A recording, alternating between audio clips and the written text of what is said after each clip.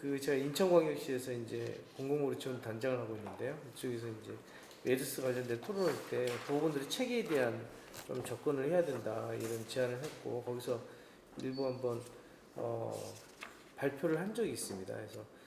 그래서 저희 연구원들과 같이 이제 중동 국가의 보건의료 체계 이 부분을 한번 검토를 시켜서 실제 이 유사성이 어떤 것들이 있는지 보건의료 체계 측면에서 이런 것도 좀 검토한 적이 있어서 부분을 중심으로 좀 말씀드리도록 하겠습니다. 그래서 첫 번째 좀 넘어가고요. 그래서 이제 28페이지 안을 보시면 저는 이제 보건의료 측면에서 이제 이렇게 보려고 하는 게 이제 첫 번째가 이제 1차 의료 지금은 주로 병원 쪽 사이드에서 주로 얘기를 많이 하는데 오히려 반대로 1차 의료 측면에서 좀 생각을 해야 된다. 저는 이제 그렇게 고민을 시작했었는데, 이제 그렇게 고민하게 되는 이제 구체적인 사례가 이제 영국의 사례에서 이제, 고민을 하게 됐는데, 실제 영국의 중동 국가의 접촉이 훨씬 많음에도 불구하고, 영국 같은 경우에 4명밖에 발생하지 않았던 이유가 뭐냐라고 봤을 경우, 영국 같은 경우에는 이제 아시다시피, 이 감염이라든지 고열이 발생하게 되면 바로 병원을 가는 게 아니라 의원을 찾아가는 것이 아니라 주치에게 전화를 걸게 되죠. 이런 증상, 감기 증상으로 생각되니까 열이 나니까. 그랬을 때 이제 GP는 방역 당국에서 기본적인 열이 났을 때, 그리고 당연히 이제 물어보는 거죠. 그 사람의 병력, 어디를 가게 됐는지, 여행력 이런 걸 물어봤을 때 이제 중동으로 갔다 왔다 했을 경우에. 오라고 하는 것이 아니라 병원을 가라고 하는 것이 아니라 방역당국에 신고해서 팀이 들어가는 거죠. 그래서 그 팀이 싸서 전파가 안 되도록 하고 의심이 되기 때문에 그 전문적인 치료 시설로 이동하게 되는 이런 이제 방향을 간다는 거죠. 그래서 실제 이런 병원 감염으로 상당히 밀접한 접촉에 의해서 감염이 되는 경우에 있어서는 거의 감염이 되게 어려운 그런 사스라든지 코로나 바이러스잖아요. 사스라든지 이런 어떤 중동 메르스 같은 것처럼 이렇게 밀접한 접촉이 있을 때 감염되는 경우는 상당히 이 방역 효과가 하나 높은 것으로 판단을 했습니다. 그래서 그런 측면에서 사실은 1차 의료 부재가 오히려 위에 이 WHO 팀에서도 왔었지만 이제 의료 쇼핑 때문에 그렇다 이런 표현을 썼는데 저는 정확히 말하면 의료 전달 체계 문제다라고 이제 볼 수 있는데요. 의원을 주치 검사에서 자기 선택해서 자유롭게 의원과 병원을 넘나드는 이런 현실 속에 있어서는 이런 문제를 해결하기 어렵지 않는 이런 이제 판단을 했었고 그런 측면에서 먼저 봤습니다. 그래서 실제 중동에서 사스가 많이 발생한 것처럼 보이지만 중동에서도 발생한 국가는 사실은 제한적입니다. 사우디하고 아랍에미리트 정도고 모든 나라가 많이 발생한 게 아니다. 그렇다는데 중동 국가 내에서도 차이가 있을 거라고 보이는 거죠. 그 차이가 뭐냐 봤을 때 이제 사우디아라비아의 경우 다른 중동 국가에 비해서 1차 의료에서 게이트키퍼 기능이 작동하지 않는다라는 거죠. 그러니까 특정 주치가 없고 자기가 선택해서 의원을 선택한 이런 데 특성을 갖고 있기 때문에 실제 이런 전파가 훨씬 더 광범위하게 일어나지 않았겠냐 이렇게 좀 보는 거고요. 이거는 이제 뭐 국가 간에 일정하게 이제 집단 자료에 기초해서 분석하기 때문에 반드시 이렇다라고 증명된 건 아닙니다. 그래서 비교 자료이기 때문에 이제 그런 경향성도 좀 생각해봐야 될 것 같고요.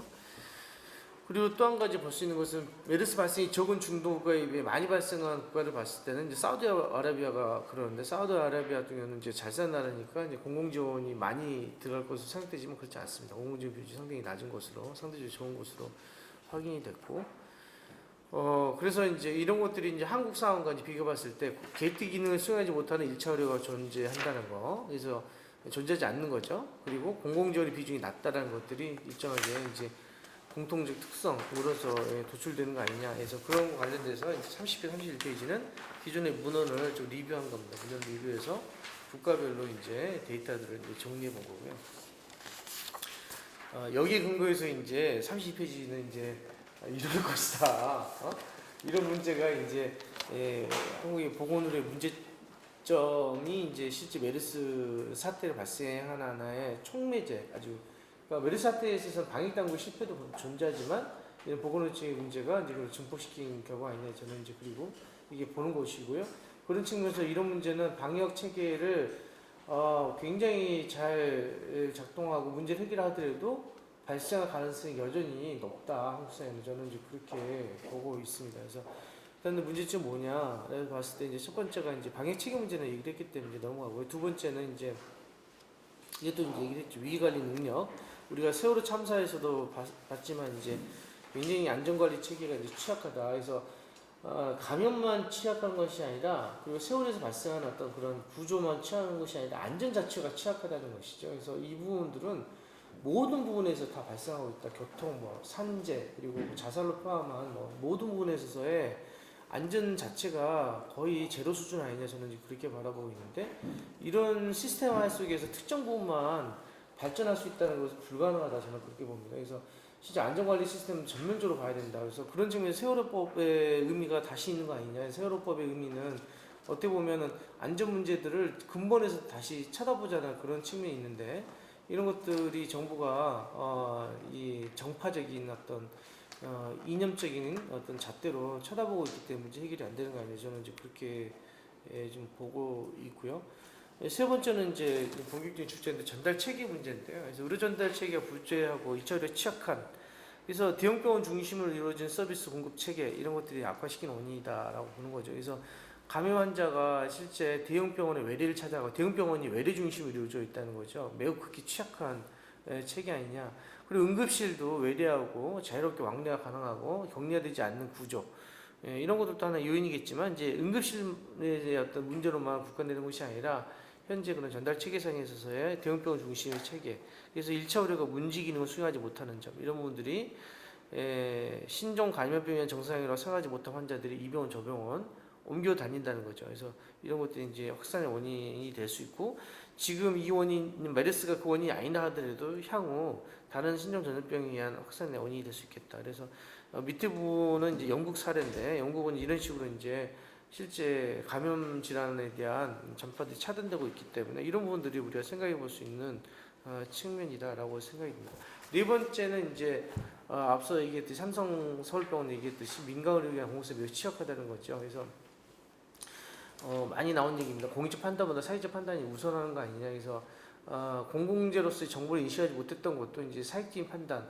그러니까 병원의 위기 관리를 병원 내에서 해결해야만이 실제 할 수밖에 없는 그런 어떤 거버넌스 판단도 있을 거라 생각이 됩니다. 그러니까 그게 그 자체에 있어서의 어떤 판단 미스가 있는 것이 아니라 구조적으로 그렇게 판단해왔던 과정.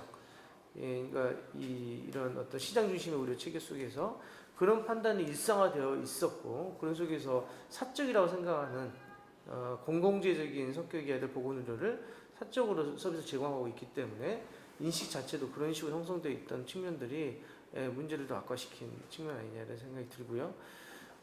그러나 그런 측면에서 또한 이제 그 민간 의료기관, 공공 의료기관이 별로 없는 상황에서 이런 어떤 재난적 상황, 지금 재난적 상황으로 퍼진 것도 아니라 생각되는데 더 크게 퍼졌을 경우에서는 그런 민간 의료기관들을 사실은 광범위하게 수용을 하든지 참여하는 방식이 있어야 되는데 과연 그런 부분이 가능한 거냐 현재 우리 민간 의료기관이 절대적인 다수인 상황에서 이런 측면에서 이제 그런 민간 의료기관이 그런 역할을 수행할 수 있는 공적 성격의 민간 의료기관이 있느냐 이런 부분도 상당히 부정적이라는 거죠. 그래서 이 부분들은 그냥 단지 수용을 하기 위해서 해결되는 문제가 아니라 그런 민간 의료기관의 공공성들을 강화시키기 위한 전략들이 같이 갈 필요성이 있겠다라는 생각이 들고요. 다섯 번째가 이제 공공병원이 이제 컨트롤타워 역할을 해야 된다는 건데 과연 이제 컨트롤타워 역할을 할 수 있는 공공병원이 얼마나 있느냐의 문제고 그런 공공병원이 그런 역할을 수행할 수 있는 능력이 있느냐의 문제인데 양적으로 부족할 뿐만 아니라 능력도 상당히 부족하다라고 볼 수 있겠습니다. 그래서 기본적인 인력과 시설, 아까 감염내과가 있는 그런 지역 거점 병원도 굉장히 소수에 불과하고 그리고 지역 거점 공공병원이 있다하더라도 그 병원이 의료원이 과연 인근에 있는 대학병원을 상대해서 컨트롤타워 역할을 할 수 있느냐 굉장히 부재하다는 거죠. 하위 수준으로 있지 어느 누구도 대형 병원인 대학병원이 인근에 있는 의료원의 어떤 지체계를 받을 수 있느냐에 대한 문제. 그래서 보면 그런 분들이 행정력을 동원하면 되느냐. 저는 그 문제 좀 다른 거라 생각됩니다. 일상적인 어떤 그런 연계 체계가 구축되어 있지 않은 상황 속에서 어떤 특정 시기에서 그게 작동될 수 있느냐 그런 부분에서 상당히 좀 의문점을 제하고 있기 때문에 그런 측면에서 이제 그런 공공병원의 능력과 역할을 어떻게 강화시킬 거냐가 앞으로 굉장히 또 중요한 좀 과제가 되지 않을까 생각이 들고요. 여섯 번째가 이제 그런 사회문화 환경, 환자 행태면이 이제 그런 얘기는 많이 나왔죠. 근데 이제 문제는 그렇게 할 수밖에 없는 그런 실제 사회적 이 효과가 있다는 거죠. 자기 질병을 숨길 수밖에 없고 자꾸 숨길 수밖에 없는 그런 사회문화적 환경, 사회적 낙인 효과 이런 부분들 속에서 숨김 현상들이 굉장히 있다라는 겁니다. 그래서 그런 분들이 가장 기본적으로 정보를 제공해야 될 의사-환자 관계에서 의사에게도 정보를 숨기고 알리지 않고 이런 문제들이 이제 만연해 있는 이런 문제가 또 단기적으로 해결될 수 있는 상황이 아니기 때문에 어떻게 이런 문제를 우리 사회 해결할 거냐 이런 부분이 좀 남는 문제고요. 마지막 문제는 이제 일종의 집단적 트라우마를 할 수 있는데 세월호부터 시작해서 메르스 그 전에도 많죠. 사회적인 어떤 트라우마로 좀 남는 문제. 이 문제는 결국은 우리 사회가 지속 가능하냐, 우리 사회 과연 신뢰할 만한 사회냐, 라는 어떤 그런 공동체 위기로 볼 수 있다는 얘기죠. 그래서 분열과 갈등 이런 분들이 굉장히 증폭되어 있고 불안정성이 심화되어 있는 상황이다. 그래서 이런 사회가 과연 지속할 수 있느냐 이런 부분에서는 저는 심각성을 사실 좀 느낍니다. 그래서 누구도 정부 말에 믿지 않는 상황. 그래서 이 부분들은 정파지기를 떠나서 매우 심각한 공동체 위기로 발생할 수 있어서 이런 문제를 어떻게 해결해 나가느냐, 통합력을 높이느냐 이런 문제가 단기간 해결될 문제가 아니라 중장기적 우리 사회의 어떤 지속 가능성 측면에서 매우 중요하다 그렇게 생각합니다. 그래서 향후 과제인데요. 그래서 이 부분은 첫 번째는 이제 말씀해 주셨으니까 이제 넘어가고요. 두 번째도 이제 이게 이제 안전에 대한 문제를 좀 확장해서 이런 이제 감염병 이러고 끝나는 것이 아니라 우리 사회 안전관리에 대한 전면적인 어떤 재검토 평가가 필요하다. 그래서 안전처 신설하는 것으로 해결되는 게 아니기 때문에 저는 이제 이 세월호법이 단지 세월호에 끝이는 것이 아니라 전반적인 우리나라 법률 체계를 전면적으로 재평가하는 이런 과정이 돼야 되겠다라는 생각이 들고 이런 부분들이 어떻게 보면 지금의 전염병 문제, 감염병에 대한 문제에서 발생하는 어떤 불안정성에 대한 이런 문제도 사실은 그 연관선상에서 한번 생각해 볼 수 있는 측면도 있겠다라는 생각이 들고요. 세 번째는 이게 이제 본격적인 제 영역인데 결국은 1차 의료를 어떻게 강화시킬 거냐가 역설적으로 이제 이런 감염병 관리 측에서 매우 중요하다. 근데 정부는 지금 이 병원 사이드도 접근을 시작한다는 거죠. 그래서 입원실에 있어서의 응급실에 있어서의 어떤 격리를 어떻게 할 거냐, 응급실에 있어서 응급 환자나 감염 환자에 대해서 어떻게 할 거냐, 뭐 이런 접근을 지금 정부가 추진하고 있고 그런 방향이 사실은 수가라든지 정책적으로 하기 쉽기 때문에 지금 정부 정책이 그런 방향으로 흘러가고 있습니다. 지금 복지부가. 그래서 그런 거는 저는 아니다고 생각이 들고 물론 그런 것도 필요하겠지만 본질적으로 1차 의료가 취약한 상황, 문제 역할을 못하고 있는 상황에 대한 당장 뭐 주치를 하라는 얘기는 아니라더라도 일단 그에 준하는 이런 문제를 장기적으로 해결할 수 있는 대안들을 지금 가져나가야 된다라는 생각이 들고요. 그런 측면에서 1차 의료가 제 역할을 할 수 있는 지속적인 역할, 최소한 그 게이트키퍼 기능을 당장 하지 못한다더라도 문제 기능을 당장 하지 못한다 하더라도 뭔가 환자가 1차 의원 속에서 뭔가 문제를 풀어나가고 해결해 나가는 그런 수 있는 정책적 대안들을 다양한 대안들을 좀 찾아나가는 작업들이 필요하다. 그래서 예를 들어서 건강관리 전담 의원제라든지 뭐 이런 방식의 이런 것들이 해결해 나가고 이런 과정 속에서 지속성이 높아지고 사회문화적인 어떤 측면에 있어서의 주치의로서 역할들이 가능했을 때 이후에 이제 게이트키퍼, 이제 문제 기능들, 병원에 있어서는 의원 기능들을 최소화시키고 외래 기능을 최소화시키고 의원을 통해서 병원 입원 서비스 이루는 기능을 좀 가야 될 수 있는 거 아니냐. 그래서 이런 시스템이 갖춰지는 과정들이 결국은 가장 기본적인 감염 관리라든지 응급 체계에 있어서도 굉장히 강력한 저는 힘을 발휘할 수 있을 것이다. 그래서 감염병 문제 발생하면 감염병 관리 체계를 가고 응급의료 문제가 발생하면 응급의료 체계를 강하고 이런 방식이 아니라 전체적인 의료 전달 체계 속에서의 시스템들을 저희 구축하는 계기가 돼야 되겠다 이런 생각을 했고요. 네 번째는 공공보험에 대한 지원을 좀 확대해야 되겠다. 이 문제는 뭐 많이 나온 얘기이기 때문에 넘어가도록 하겠습니다. 그리고 이제 다섯 번째가 요새 이제 고민인데 이런 대형 재난 상황에서의 일반적으로 이제 외국에 제가 무슨 글을 쓸 때 이제 한번 문헌을 봤는데 이제 허니문 피리어드라는 게 있다고 합니다. 그래서 공동 지진이라든지 홍수라든지 아주 이 재난적 상황이 발생하게 되면 일정 기간 동안 공동체가 강화된다는 거죠. 그리고 영웅적 행위도 나타나고 미담이 발생하게 되고 그런 과정 속에서 이제 상호 공동체가 갖고 있는 슬픔이라든지 괴롭이라든지 고통들을 이겨내는 이런 이제 허니문 피리어드가 형성이 되고 이 기간 동안 오히려 자살률이 떨어진다는 게 일반적인 연구 결과입니다. 근데 우리는 자살률이 증가한다는 거죠. 공동체가 깨지고 있다는 겁니다. 이런 재난이 발생하는데 미담이 발생하는 것이 아니라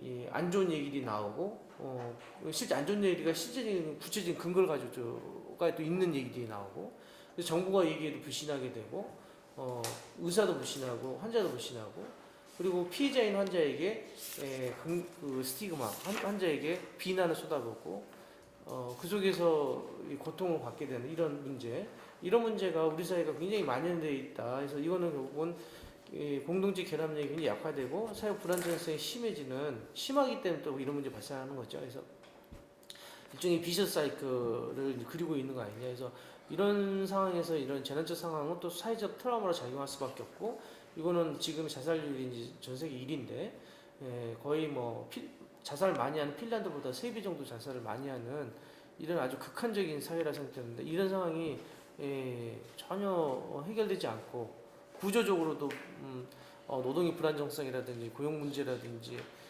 격차 문제라든지 이런 것들 정부의 신뢰가 허물어지는 문제가 결합되면서 이 문제가 아주 큰 사회 문제가 되지 않느냐 저는 이제 그렇게 판단합니다. 그래서 이런 메르스 같은 재난 상황에서 저는 오히려 좀 더 긴 안목을 보고 이런 사회구조 불안정을 심화시키고 계속 약화시키는 사회경제 문화적 요인을 진단하고 새로운 통합을 이루는 위한 방향을 모색하는 좀 긴 호흡을 갖는 사회통합기구들을 구성할 필요성이 있다. 그래서 이 부분에서는 기존의 정파를 뛰어넘은 새로운 패러다임 기초에서 구성될 필요가 있지 않겠느냐. 그래서 사회적 약자를 포함한 다양한 모든 사회구조의 대표성하고 참여하고 이 중에서 우리 사회의 근본적 문제를 성찰하는 기구 그리고 지속가능한 사회와 발전 대응과 공동체 보호 방안이 마련되기 위한 어떤 그런 틀들이 이런 기구를 통해서 논의되고 좀 제한이 되고 이 부분들이 제도적으로 받아들여지는 이런 어떤 시작 계기점으로서 메르스 사태를 좀 봐야 되지 않나 이런 생각을 해봤습니다. 이상으로 발표 마치겠습니다.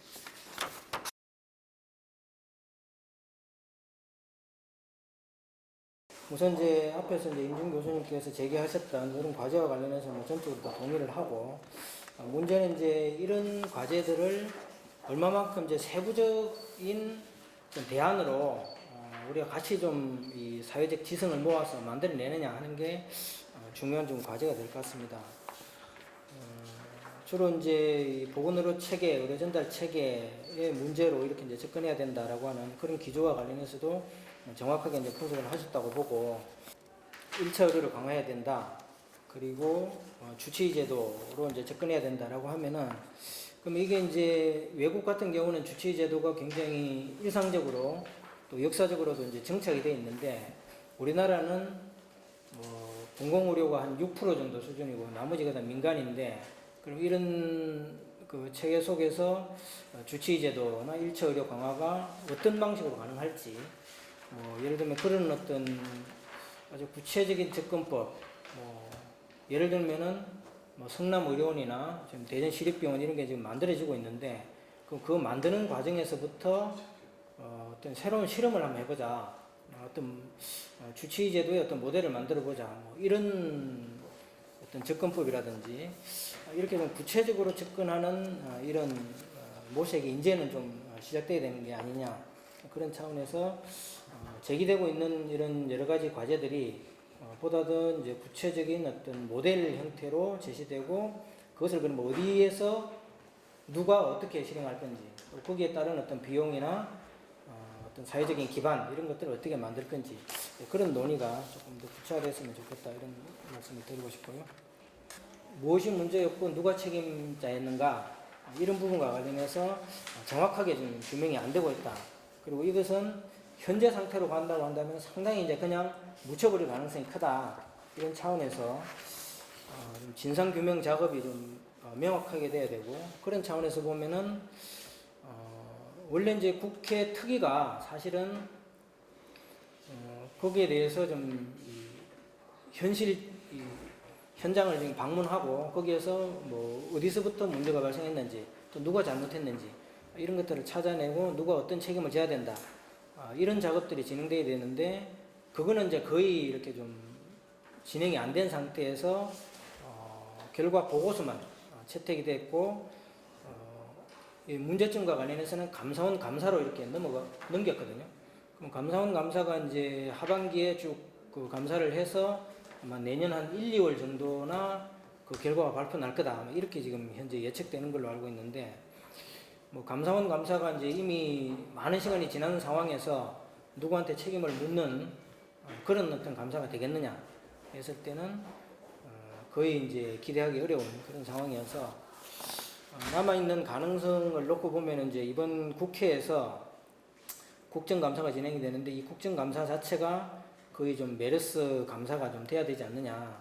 그래서 국회 메르스 특위가 완료되긴 했지만은 그 국회 메르스 특위가 하지 못했던 그 역할을 이번 좀 국회에서 정당들이 좀 앞장을 서서 메르스 사태와 관련해서 제기되는 여러 가지 문제와 관련해서 책임 소재가 무엇인지, 예를 들면은 삼성 서울병원의 그 방역과 관련해서 제대로 이제 그 실태 조사조차도 제대로 못했고, 검역관이 갔을 때 제대로 그 대접도 못했고, 필요한 어떤 역학조사 이런 것들도 제때 시행하지 못했다, 이런 지적이 이제 굉장히 많이 나왔거든요. 그러면은 그걸 방역관들이 잘못을 했는지, 아니면은 뭐 삼성이 아예 그 방역관의 어떤 역할과 권한 이런 것들을 무시해 버렸는지, 아니면 거기에 어떤 질병관리본부나 보건복지부가 누가 개입돼 있었는지, 그런 것과 관련해서 정확하게 조사를 해서, 지금 이제 뭐 법안들이 굉장히 많이 만들어지고 있거든요. 그러면 이제 국가 방역 체계를 강화해야 된다, 그리고 방역관을 늘려야 된다, 방역관의 권한과 위상을 더 강화해야 된다, 이런 어떤 대책들은 나오는데, 실제 메르스 대응 과정에서의 이 역학조사나 방역관의 역할과 관련해서 뭐가 문제였고 누가 책임져야 되는지, 이런 거에 대해서는 전혀 이제 지금 진행이 안 되고 있기 때문에, 그런 부분들을 이번 국정감사에서 좀 국회가 정확하게 좀 국민의 대변 기관으로서 역할을 하고, 좀 현장 실태도 좀 조사하고, 또 어떤 정인 채택이나 참고인 조사 이런 것과 관련해서도 국회의 어떤 권한을 최대한 좀 발휘를 해서 진상 규명부터 좀 제대로 하고, 거기서부터 어떤 실질적인 대안을 찾는 이런 작업을 좀 해야 되지 않겠느냐. 그래야 메르스 사태가 묻히는 것이 아니라 근본적인 이 대안을 만드는 그런 과정으로 이어질 수 있다, 이런 차원에서 그렇게 좀 말씀드리고 싶고요. 연동해서 이제 피해와 손실과 관련해서도 뭐 2,500억 원을 편성하는 걸로 이제 끝났는데, 사실 이제 아까 이제 예로 드셨던 그 이제 발생 병원 뭐 한 곳만 해도, 예를 들면 강동성심병원 뭐 이런 데만 해도 거의 제가 듣기로만 해도 한 6,700억이나 뭐 많게 잡으면 1,000억 원 정도. 그러니까 한 군데만 해도 이제 그렇게 되는데, 뭐 삼성에 대해서는 이제 삼성 스스로도 그렇고 정부도 아마 보상을 못 해주겠죠. 거기에 삼성만 제가 들어도 거의 뭐 1,000억 가까이 된다는데, 그 2,500억으로는 뭐 피해 보상에 대해서는 뭐 전혀 그 감당 자체가 안 되는 거고, 그렇게 봤을 때 지금 이제 오늘도 저희들이 이제 오전에 뭐 몇몇 병원장님들하고 지금 메르스 피해와 관련해서 어떻게 이제 조치가 이루어지고 있는가 이런 것을 좀 파악을 해봤는데, 뭐 얼마 전에 이제 한번 그 조사 작업이 됐고, 또 며칠 전에 또 피해 조사를 해서 올려라 이렇게 이제 지침이 왔다고 하는데, 뭐 전혀 지금 이제 어떤 계획도 없고, 또 어느 기관에 어떤 내용에 대해서 어느 정도의 지원을 할 것인지에 대한 기준도 아직 전혀 지금 마련되어 있지 않다고 그러더라고요. 그래서 아마 이게 이제 2,500억 원으로 해서 피해 보상을 했을 때는 아마 이제 그 내부에서도 굉장한 어떤 갈등이나 뭐 서로의 어떤 이 기준에 대해서 어떤 뭐 불신을 한다든지 이런 문제들이 아주 심각하게 발생할 거다 이렇게 좀 예측을 하던데 이게 이제 국가가 방역을 이제 제대로 못했고 예방을 제대로 취하지 못했고 또 국가가 이제 초기 대응 정책에 실패했다 이렇게 스스로 이제 고백을 했다고 한다면은 정부의 책임인데 거기에 대해서 피해 조사조차도 사실은 이제 제대로 못했거든요. 2,500억이 통과된 것은 이제 추경 예산이었고 그러면 이제 정기 뭐 예산에서 지원을 한다든지 아니면은 어떤 예비비에서 지원을 한다든지 아니면은 올해 못 한다고 한다면은 뭐 내년 예산을 더 속에서 반영을 한다든지 이렇게 해서라도 정말 피해 조사부터 제대로 하고 거기에 따른 어떤 피해와 손실을 보장할 수 있는 그런 작업을 뒤늦었지만은 지금이라도 시작해야 된다. 왜냐하면은 이게 이제 정부가 충분히 이제 뭐 제가 볼 때는 확진 환자 1명 선에서 충분히 이제 막았어야 되고 또 막을 수 있었는데도 불구하고 정부가 대응을 제대로 못해서 확진 환자가 186명인가요?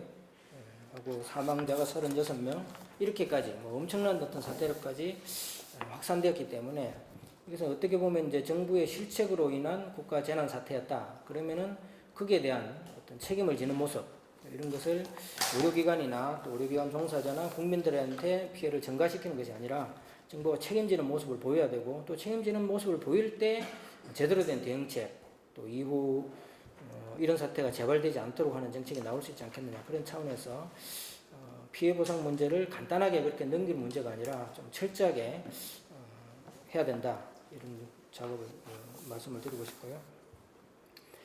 그다음 이제 시설 장비 인력 인프라를 구축해야 된다 해서 지금 아마 이제 논점이 국가재난병원을 이제 별도로 새로 신설해야 되느냐 아니면은 기존의 이제 공공병원들의 시설 장비 인력 인프라를 구축하는 방식으로 그렇게 해야 되느냐 이게 좀 상당히 논란이 있고 그다음 이제 국가재난병원을 만든다고 하더라도 그것을 이제 몇 개를 어디에 만들 거냐 그리고 만들어 놨을 때 여러 가지 이제 이 메르스 사태와 같은 게 뭐 매년 발생하리라는 그런 그 예측도 할 수 없는 거고 그렇게 했을 때 어떤 뭐 국가적인 낭비 아니냐 그리고 거기에 대한 어떤 뭐 재정적 손실이나 이런 부분들은 그럼 뭐 어떻게 이제 그 감당해 나갈 거냐 뭐 이런 이제 문제로부터 시작해서 그러면 기존에 있는 공공병원들을 지원하지 않고 새로 이제 만든다고 하면은 이게 이제 기존의 공공병원들이 더 오히려 열악해지고 이런 문제 또 발생하지 않겠느냐 중복 예산 중복이나 이런 문제도 발생하지 않겠느냐 그래서 그런 부분에 대해서도 이제 굉장한 지금 논란이 있고 또 이제 공공병원 공공의료기관이 한 6%밖에 안 되고 나머지가 이제 민간병원들인데 아까 이제 그 발제에서 이제 제기하셨던 그 문제하고도 연관되는데 그러면 공공병원만 이렇게 해서 이제 지원해서 그러면 되는 문제냐? 이번에도 이제 드러났듯이 민간병원에 음압시설이 분명히 있음에도 불구하고 정부가 파악조차도 못했고, 그다음 그것을 동원하는 어떤 시스템도 전혀 구축하지 못했던 거죠. 뭐 심지어는 이제 공공병원들조차도 예를 들면 지방의료원조차도 일부 어떤 지방의료원장들은 메르스 환자 우리는 못 받는다, 받지 말자. 이렇게 이제 직원들한테도 아예 뭐 그렇게 이제 방침을 뭐 설명도 하고 입장도 그렇게 밝힌 그런 사례도 있는데, 그러면은 이 공공병원이 굉장히 이제 취약한 이런 상황에서 민간 의료기관들까지 어떤 준공공적인 역할을 할 수 있도록 역할을 부여하고 거기에 어떤 시설, 장비, 인력, 우수한 그런 것들을 어떤 전체 이런 감염병 예방이라든지 신종 감염병에 대해서 같이 어떤 대응할 수 있는 이런 시스템을 어떻게 운용하도록 할 거냐라고 하는 부분과 관련해서도 좀 전반적으로 정부가 어떤 대책을 좀 마련해야 되고 거기에 대한 어떤 고민들 이런 것들이 좀 적극적으로 좀 추진돼야 되지 않겠느냐 하는 거고요. 그런 것과 관련해서도 역시 마찬가지로 구체적인 어떤 수치, 그리고 뭐 분량, 그리고 거기에 따른 어떤 지원 이런 것들이 필요하고 만약에 이제 새롭게 그런 시설 장비 인력을 구축한다라고 했을 때 당연히 이거는 이제 발생하지 않았을 때 신종 감염병이 발생하지 않았을 때는 다 적자라는 거죠. 그러면은 일상적인 운영 체계, 즉 시설 장비 인력에 대한 지원은 해놔놓고 평소에 어떤 운영과 관련해서는 전혀 대책을 세우지 않았을 때 결국은 또 똑같이 방치되고 이런 메르스 사태가 발생했을 때는 전혀 또 즉각적인 대응이 불가능한 이런 체계로 되돌아갈 수밖에 없기 때문에 시설 장비 인력 인프라를 구축하는 것과 함께 일상 시기에 어떤 운영을 지원하는 이런 시스템까지도 전반적으로 고민해야 되지 않겠느냐 그런 거고요. 네, 마지막으로 지금 정부가 이제 뭐 백서 작업을 하겠다고 해서 백서 편찬위원회도 구성을 하고 특히 이제 그 내용 중에서 평가, 제안 이런 부분을 그 한국보건사회연구원 보사위원회에다가 이제 맡기는 걸로 이렇게 이제 결론이 났다고 하는데 이거는 뭐 이제 정부가 이제 어떻게 보면은 메르스 사태의 책임을 회피하고 뭐 잘했다, 별로 이제 문제가 없었다, 뭐 이런 것들을 어떤 확인하는 뭐 그런 차원, 그리고 이후의 어떤 대책과 관련해서도 별로 이제 좀 기대할 만한 내용이 없는 그런 내용으로 될 가능성이 크다, 이런 차원에서 이 메르스 백서 작업과 관련해서 제기를 해서 좀 전문가라든지 아니면은 좀 공정하고 객관적인 이런 내용들을 담을 수 있는 그런 인사들로 좀 재구성하는 작업, 이게 좀 필요할 것 같고요. 만약에 정부가 이제 일방적으로 이렇게 간다고 하면은 이것과는 별개의 어떤 민간 차원에서라도 백서 편찬위원회 이런 것을 좀 만들어서 정부가 진단하고 분석하고 대안을 내는 것과 또 우리가 지금 이렇게 해서 고민하고 좀 현장에 직접 현장에서 발생한 그런 문제들을 담아서 정말 실효성 있는 어떤 이런 대안들을 만들 수 있는 그런 어떤 백서 편찬 작업을 해서 이 정부의 백서와 민간에서 만든 백서가 아주 뭐 극명하게 좀 대비되고 이후의 정책을 놓고 아주 치열하게 좀 쟁점을 형성할 수 있는, 그리고 그게 총선과 대선에 있어서의 어떤 우리나라 보건의료 체계를 어떻게 세우는 것이 좋겠는지와 관련해서 아주 어떤 사회적인 쟁점을 만들 수 있는 그런 어떤 하나의 중요한 어떤 무기가 될 수 있도록 이런 백서 편찬 작업을 정부에 일방적으로 맡겨놓을 문제가 아니라 적극적으로 나서서 작업을 해야 되지 않겠느냐. 그래서 오늘 토론회의 성과를 만약에 이어나가기 위해서라도 그런 작업은 좀 필요하다, 이런 말씀을 드리겠습니다. 뭐 세월호 났는데 이제 저 개인적으로 이제 아이가 중학생 2명, 고등학생 1명, 고2 여학생이기도 하고요. 그렇게 있는데 이제 어떤 아들이 2월 달에 똑같은 코스로 이렇게 가게 돼 있는 그런 상황이어서 너는 가지 마라 이제 제가 이랬단 말입니다. 근데 그 말을 하고 나서 이게 참 너무 무서운 거예요, 제가 말하는 게. 그리고 가지 마라 한다고 또 다 가는데 안 갈 수 있는 것도 아니거든요. 그래서 나부터 그냥 내 아이만 이렇게 생각하는 그런 반성을 많이 하고, 만약에 이제 그때도 그 면목 고등학교가 가려고도 했다 그러고 뭐 이게 뭐 언론에 나오기로는 돈을 늦게 붙이는 바람에 그 일하는 분이 그래서 순서가 바뀌었다 뭐 이런 이야기도 있었어요. 근데 그분은 늦게 붙였다고 혼났겠죠, 처음에는. 근데 이제 나중엔 늦게 붙여서 너무 또 근데 다른 또 많은 사람이 희생된 뭐 이런 뭐 과정이 있어서 아무튼 저는 좀 제안을 했고요. 다른 데서 막 누군가 하면 좋겠다 싶어서 기다려도 누가 잘 이 문제만 전담해서 좀 한다는 데가 잘 없더라고요. 그래서 그냥 하게 됐습니다. 그리고 뭐 한 달에 한 2-3번 정도 기자회견을 좀 하다 보니까 하게 되고요. 뭐 논평 내고 또 생명안전 토크해서 매월 한 번씩 이렇게 하고 있습니다. 근데 이 문제로 이렇게 돌아와서 이제 보면요. 임성관 교수님이 아까 이제 생생하게 체험하면서 이 경험한 거를 말씀해 주셔서 너무 좀 잘 들었고 많은 또 생각을 하게 만드셨고요. 그리고 임중 교수님께서 아까 말씀하신 안전 체계 자체가 안 서 있다. 이 전적으로 공감이 되고 국민 뭐 99%가 공감할 것 같거든요.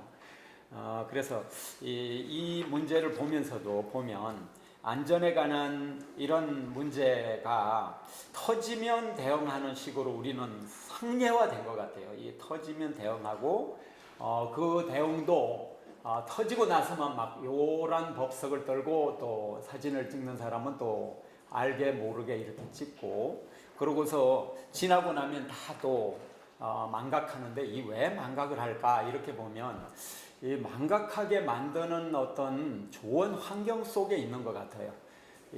뭐 사건 사고도 참 잘 터지고요. 그러면 이제 그걸로 언론들은 슉 가는 것도 있고 그리고 남북관계 문제로 또 해서 또 바꿔버리기도 하고 그리고 뭐 이번 사건 같은 경우 보면 박근혜 대통령이 이 초창기에부터 뒤에까지 초창기에도 국회법 가지고 계속 이 메르스가 발생했는데도 그걸로 계속 늦게까지 싸웠거든요. 그리고 또 터지고 나서 이게 거의 책임론이 될 때 또 국회법 갖고 또 싸움을 해가지고요. 이 길을 넘겼어요. 잘 보시면. 그리고 유승민을 쳐내면서 자기는 오히려 잘한 사람 된 거죠.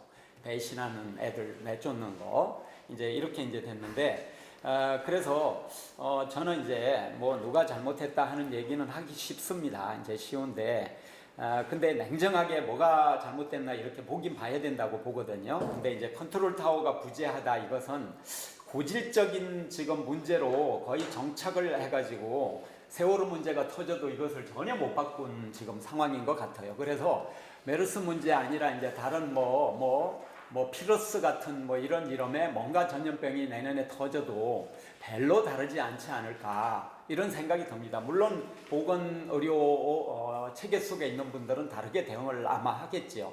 그러나 대통령이나 정부는 비슷하게 대응할 것 같아요.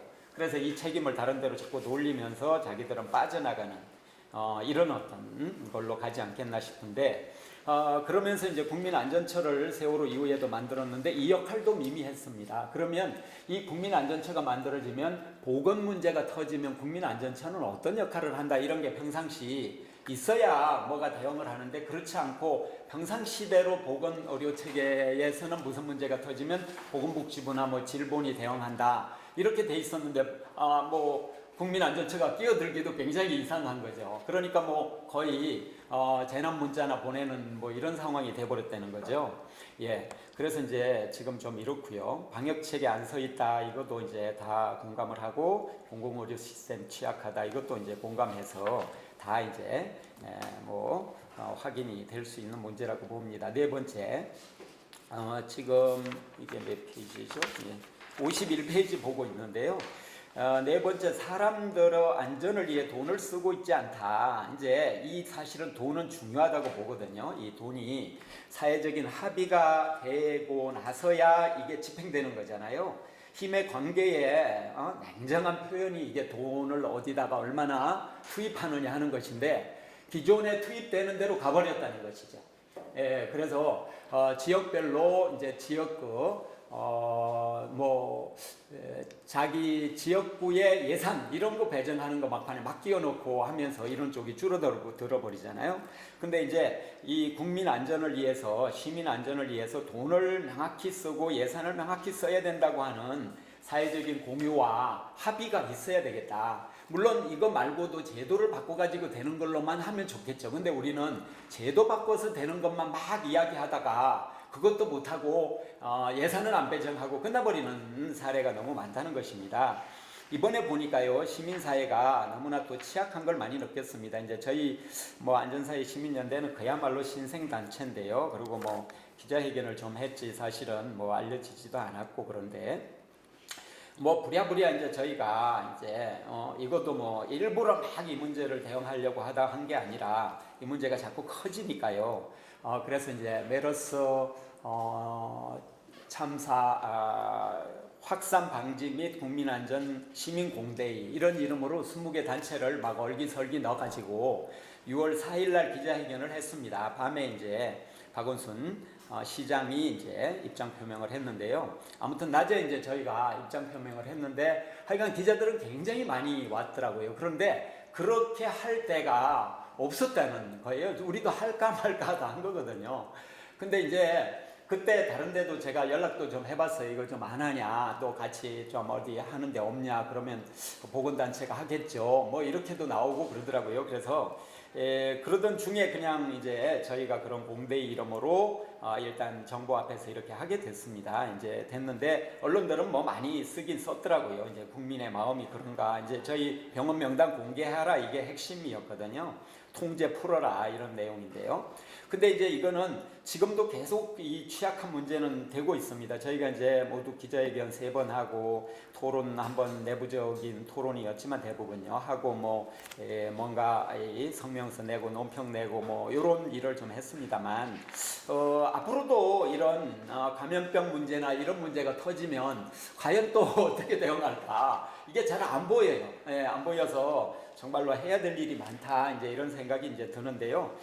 그리고 이제 저희 말고 이제 보건의료단체 연합입니까? 제가 명칭을 정확하게, 네네. 거기서도 또 그 뒤에 대응을 했더라고요. 이제 대응하고, 그리고 이제 6월 한 17일 되니까 또 사회단체들이 또 대응을 또 했어요. 이제 그렇긴 하지만 전체를 보면 굉장히 미미하죠.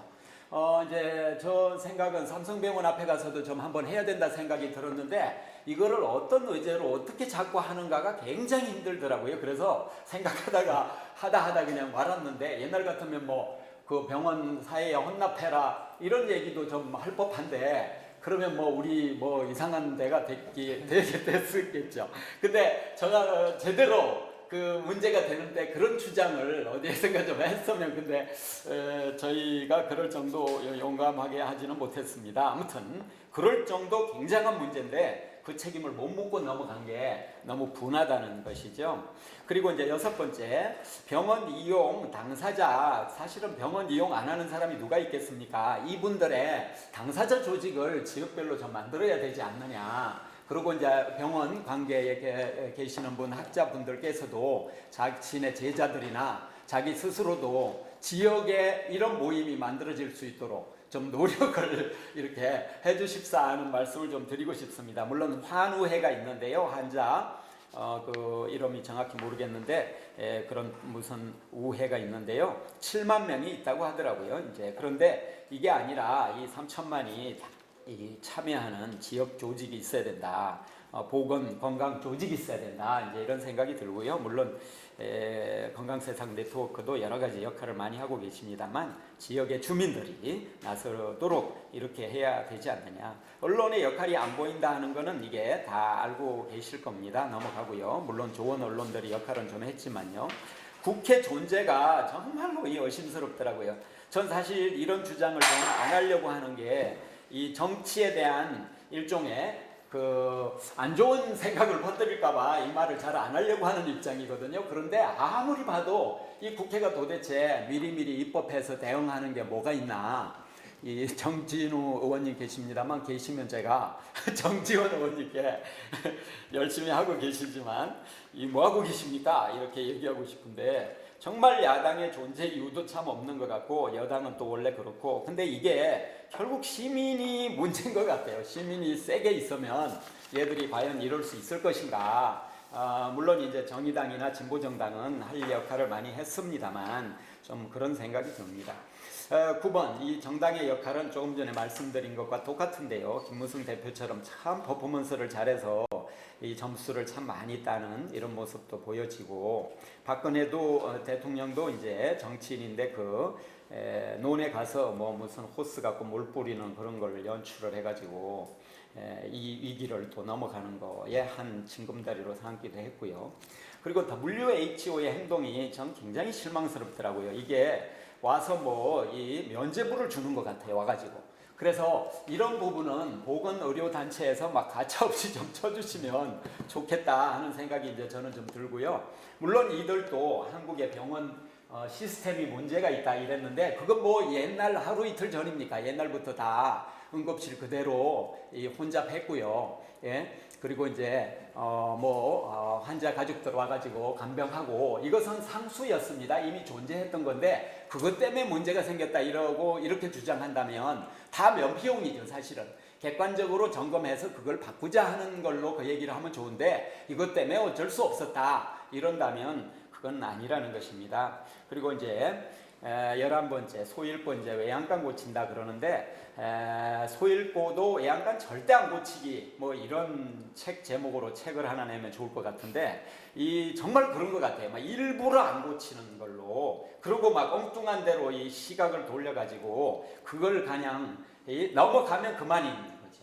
예, 그리고 이제 국회 보건복지위원회에서 이제 감염 전문병원 3개, 또 연구병원 하나 이렇게 안을 냈습니다만 이 예산도 다 깎았잖아요. 물론 이 꼭 전문 병원을 만들어야 되느냐 이제 이런 이견도 있지만 저희 생각엔 그거라도 명확하게 좀 확보하면 좋겠다. 뭐 하나라도 남는 게 있어야지 이런 생각이 이제 전 들어서 이런 말씀을 드리고요.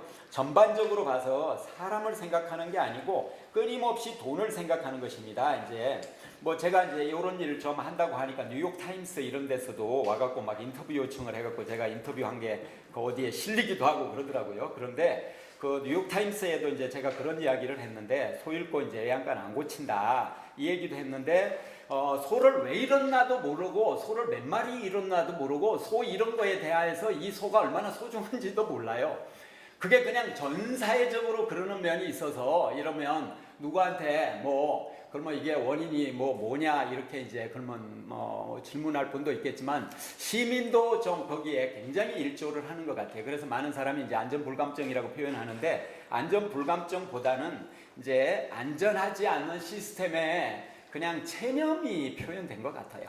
이 해도 안 되는 거 이건 나라도 살아야지 이제 이렇게 간다는 것이죠. 그래서 이번에 입에다가 입마개 이게 생각이 안 나는군요. 근데 입마개 이거를 모두 다 쓰고 다니는 거 보면 나는 살아야 되겠다 하는 그건 것 같았어요. 그래서 어떤 때는 7명 쫙 이렇게 다 대부분 쓰고 있거든요. 네, 그리고 누가 또 기침하면 그냥 막 째려보고 해서 오늘도 기침하면서 오는데 누가 째려볼까봐 신경이 쓰이는 트라우마가 아직 남더라고요. 근데 이제 저는 이제 안전사에 그런 시민 모임 하니까 이제 세월호 대책위 쪽하고 이제 연계해서 좀 이제 저희도 함께 활동을 좀 하고 있는데 얼마 전에 이제 세월호 그 특위 있잖아요. 이제 거기에서 이 안전소위원회가 만들어져서 이제 저희 시민사회하고 간담회를 했거든요. 그런데 예산도 반으로 지금 깎인 상태고 모두 4억 얼마가 그 소위에 배정됐다고 제가 지금 기억하고 있습니다. 모두 8, 90억 되는 거 중에. 근데 이제 그렇게 해가지고는 사실은 무엇을 할 수 있는가 하는데 그 안에서 이제 의견이 해양사고로 한정하자, 또 세월호로 한정하자, 이런 얘기로 계속 그 줄다리기가 이루어지고 있대요. 그래서 일반적인 안전의 문제를 그 안에서 얘기도 못하는 상황입니다, 지금. 그래서 이거는 시민사회가 별도로 해야 되는 과제 아닌가, 이제 이런 생각이 들고요. 저는 그렇게 생각이 듭니다. 스스로 살려면 모두 시민이 나서는 수밖에 없는데 그것도 누군가가 조금은 더 좀 더 먼저 좀 깨우치거나 먼저 문제의식을 가진 한 사람이 한 지역에 일단 나서야 된다 이런 생각을 갖고 있고요. 그 한 사람이 나섬으로써 이 한 사람이 10사람 되고 또는 15사람 된다. 그러면 많이는 참여 안 하지만 공감은 또 많이 하는 우리나라 문화거든요. 그러다가 공감을 하고 그러다가 자기는 참고 참다가 막 나오는 게 6월 항쟁이고 4.19고 그런 게 이제 우리 사회의 특성이고 또 들어가면 또 잘 안 나와요. 그러니까 이게 이제 정말 힘든 문제죠. 이것이 강우병 경우도 100만 몇백만 나왔다가 또 들어가면 또 잘 안 나오고 그리고 메르스도 또 마찬가지고 이제 이러는데 제가 생각하기에는 그 들어간 사람들이 늘 함께 나올 수 있도록 하려면 내 문제로 이것을 바꿔줘야 된다. 그러려면 지역별로 정의당도 지역 조직 많으니까 지역별로 그런 일을 하는 쪽으로 이 완전히 핸들을 좀 90도 꺾어보는 건 어떨지 너무 무리한 요구를 하는 것 같은데 그런 생각이 듭니다. 감사합니다.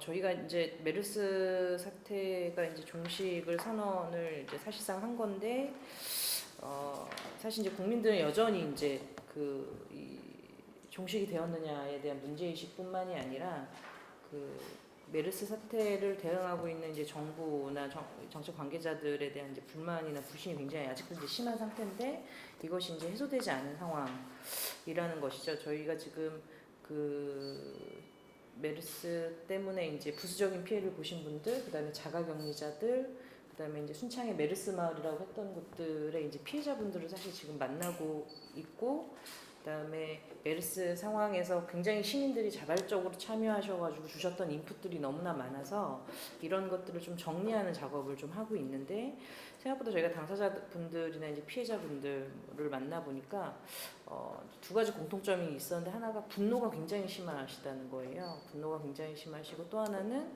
정부가 자가격리자, 특히 이제 뭐 순창이나 이런 데는 마을 전체가 이제 통째로 이제 격리가 된 상황이다 보니까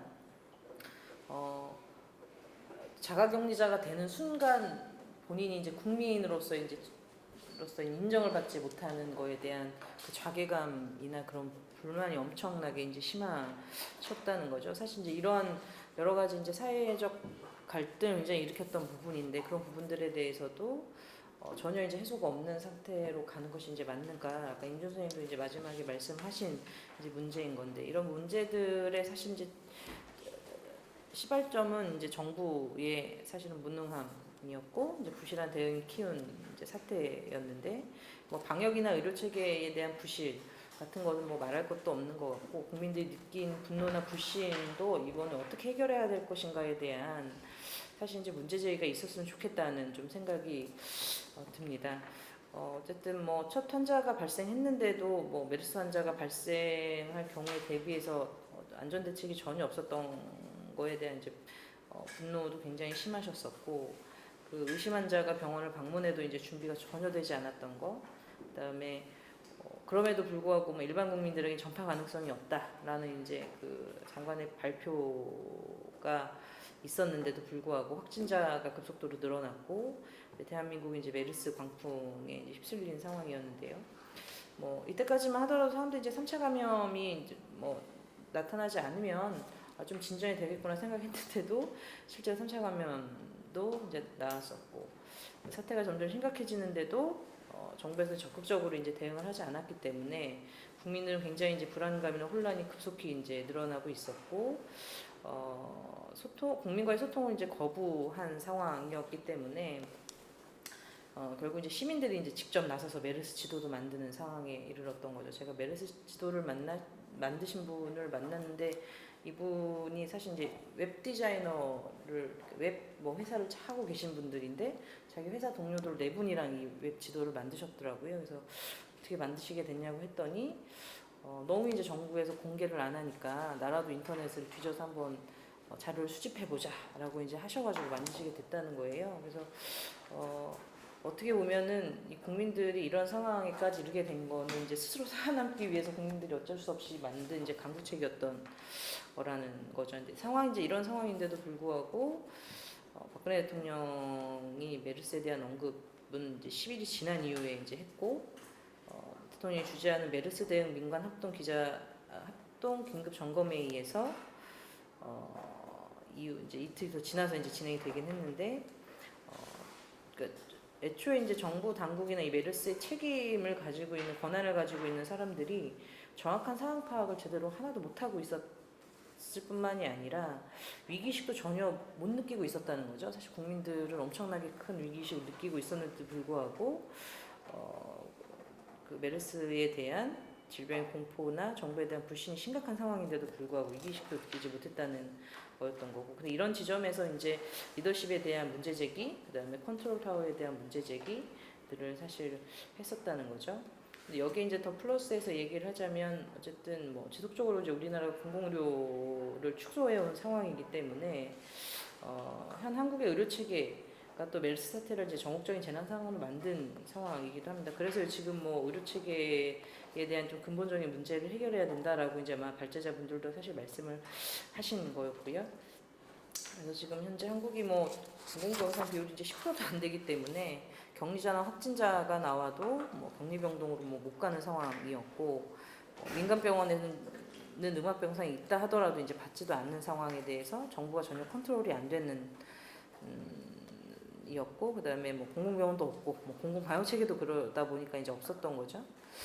근데 이제 사실 한국이 OECD 평균에 비하면 병원이나 병상이 굉장히 많은 나라인데, 이렇게 환자 몇십 명이 나왔다고 해서 이 국가적 재앙이 된 나라가 한국이라는 걸 생각해 본다면, 지금 이 메르스 사태를 기점으로 공공병원이나 공공의료 체계에 대해서 다시 한번 돌아볼 필요가 있을 것 같다라는 생각이 있고, 이번 기회에 사실 국민들이 예전에는 공공의료 하면 공공의료에 대한 이미지가 별로 좋지는 않았던 게 있었는데, 이제 이런 사건을 겪고 나서 국민들이 느끼는 이제 공공병원에 대한 필요성, 공공의료 전달 체계에 대한 필요성에 대해서 굉장히 이제 많이 느끼고 있기 때문에 뭐 정의당이라든지 이제 시민사회가 이런 부분에 있어서 조금 좀 더 공격적이고 능동적으로 이런 문제들을 제기해야 되지 않을까라는 좀 생각이 들고요.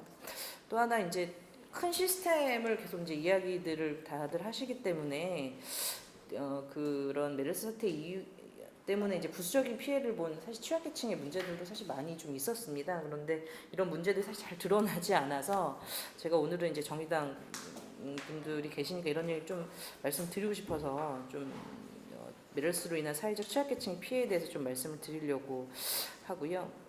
뭐 국민들은 이제 스스로 뭐 마스크도 하시고, 그다음에 뭐 적절로 자기들이 할 수 있는 상황들에서 최선을 이제 다해서 이제 방역 활동을 개인적으로 하셨는데, 실제로 그런 자기의 질병이나 상태를 스스로 지키지 못하시는 분들이 사실 있습니다. 이런 분들에 대해서는 사실 피해가 엄청나게 더 클 수밖에 없었는데, 이제 뭐 몇 가지 이제 피해들이 있었으면 어떤 피해가 있었냐면, 이제 보건복지부가 이제 부랴부랴 이제 그 국립중앙의료원을 메르스 중앙 거점 기관으로 지정을 하면서 실제로 국립의료원에 계셨던 그 다른 환자들이 이제 피해를 보게 되셨던 거죠. 그래서 저희도 뭐 사실 뭐 국립의료원이 당연히 메르스 거점병원의 역할을 수행하는 것은 뭐 공공의료 기관으로서 당연히 해야 되는 일이기 때문에 해야 되지만, 문제는 이제 이게 메르스 환자만을 치료하는 의료기관 지정되면서 그 안에 계셨던 분들이 이제 쫓겨날 수밖에 없는 상황이었다라는 거죠. 그래서 저희가 이제 당사자분들을 만나 보니까 실제로 그 부랴부랴 이제 거점병원 지정이 되면서 무조건 나가라라는 이제 얘기를 들었다는 거예요. 그래서 어떤 의료진의 설명이나 뭐 이런 것도 전혀 없었고, 어느 병원으로 보내겠다라는 사실 상황도 아니었던 거고, 그냥 무조건 그 나가라라는 얘기를 했기 때문에 실제로 그 거의 대부분 이제 기초생활 수급자분들이 많으셨고, 보호자가 없는 상황에서 이분들 이제 전전긍긍할 수밖에 없었다는 거죠. 뭐 홈리스 환자나 저희가 이제 만났던 홈리스 환자나 이제 기초생활 수급자분들이나 뭐 이런 분들을 얘기를 들어보면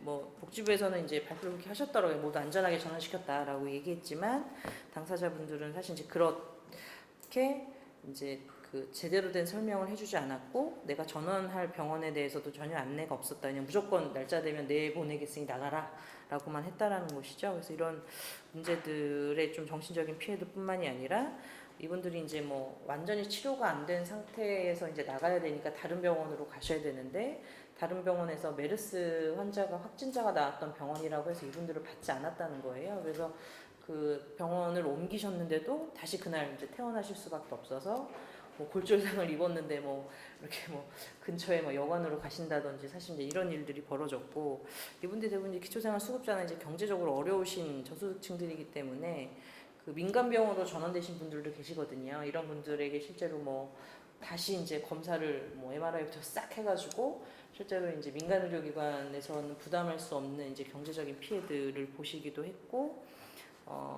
뭐 앰뷸런스 비용 같은 경우에도 뭐 이제 지역 같은 데로 이제 가시니까 뭐 몇십만 원씩 드는데 그것도 이제 알아서 부담하라는 식으로 이제 다 떠넘겼기 때문에, 실제로 이 사회적 취약계층들이 메르스에 제대로 된 이제 유탄을 맞을 수밖에 없었고, 뭐 어쨌든 정부가 이제 늦장 대응을 한 거하고, 뭐 공공의료 전달체가 굉장히 허술한 상황에서 이제 발생한 문제들이기 때문에 사실 이런 것들에 대해서 지금 이제 메르스 사태 이후에 어떻게 어떤 문제를 해결할 것인가에 대한 큰 틀에서 이해되고 있지만 이제 이런 부분들도 좀 이야기를 하고 지나가야 되는 거 아니냐라는 좀 생각이 들고요. 이제 그 밖에도 어쨌든 뭐 저희가 만났던 홈리스 환자분들 중에 하나는 국립의료원에서 쫓겨나고 나시고 이제 거리로 나오셨는데 거리에서 이분들이 이제 식사를 하실 수 있는 이제 드실 수 있는 것이 이제 급식 시설뿐만밖에 없었는데 이게 다중이용 시설이다 보니까 급식소가 이제 문을 닫으신 거예요. 근데 이를테면 뭐 종로구에 급식 시설이 한 6군데가 되는데 5군데가 문을 닫아가지고 한 곳에서 우유랑 빵을 나눠주는데 여기도 이제 다 문을 닫으니까 그쪽으로 이제 다 오실 거 아니에요. 그러다 보니까 이제 경쟁이 굉장히 심해지고 그 우유하고 빵을 하나 이틀 동안 굶다가 먹으려고 이제 오셨는데 엄청나게 이제 막 싸움이 일어나고 서로 먹으려고 하여튼 이런 문제들이 되게 비인간적인 문제들로까지 이제 발전된다는 것을 보면 실제로 우리나라에서 이 몇십 명 때문에 이렇게 국가적 재앙이 이렇게 되게 다양한 문제들을 파급시킬 수 있구나라고 하는 이제 안타까움이 좀 있었고요.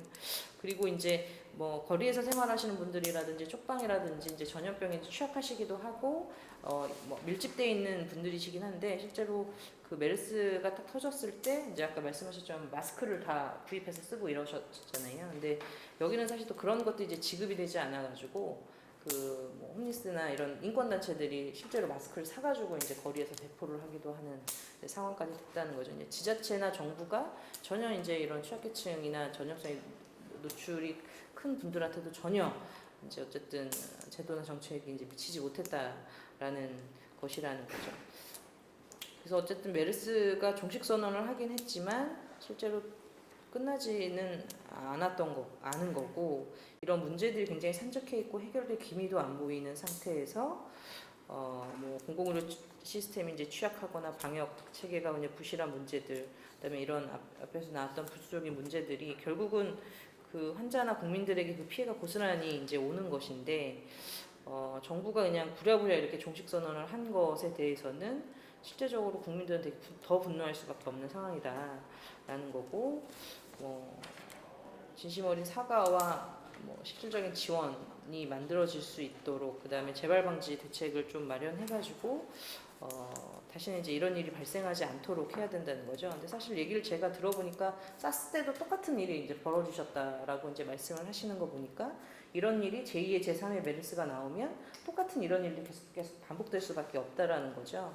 그리고 이제 저희가 이제 피해자분들을 만나면서 가장 말씀을 강하게 하셨던 것 중에 하나가 좀 국민들이 납득할 수 있게 좀 투명하고 공개적으로 무언가 일을 처리해야 되는 거 아니냐에 대한 얘기를 많이 하셔서 특히 자가격리를 하신 분들에게 그런 말들이 굉장히 많이 나왔는데 자가격리자들에게 아무런 뭔가 이런 지침이나 지도도 별로 없었고 무조건 그냥 집에만 있으시오라고 이제 얘기를 했다라는 거죠.